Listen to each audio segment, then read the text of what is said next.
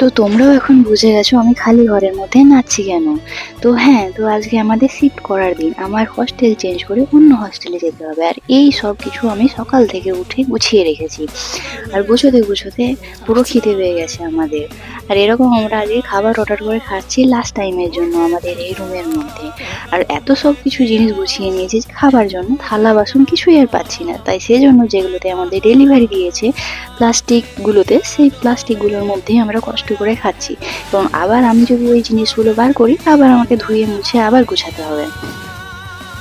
আর এখানে আমার বন্ধু যে বাকি যে দু চারখানা জিনিস পড়েছিল, জামা টামা সোয়েটার, সেগুলো গুছিয়ে নিচ্ছে। আর আমি ওকে বলছিলাম আমার মনে হচ্ছে সব জিনিসগুলো টোটোর মধ্যে যাবে না, কিন্তু লাস্টলি টোটো কাকু ঠিকঠাক করিয়ে ওগুলো টোটোর মধ্যে সব কিছু নিয়ে নিয়েছে। আর একবারই সব কিছু নিয়ে আমরা অন্য হস্টেলে শিফট করতে পারছি।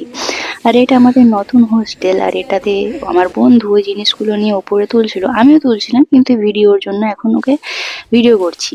আর এটা আমাদের নতুন রুম, আর রুমটা পুরো অগোছালো হয়ে আছে। আর এই যে দুটো বেড উল্টো পাল্টা ভাবে রাখা আছে, আর জানালাগুলো এরকম। আপাতত এখন রুমের মধ্যে কিছুই নেই, শুধুমাত্র এই একটা আলমারি আর বেড আর টেবিল ছাড়া। তো এগুলো আমাকে সবকিছুই ঠিকঠাক করে নিতে হচ্ছে আমাদেরকে।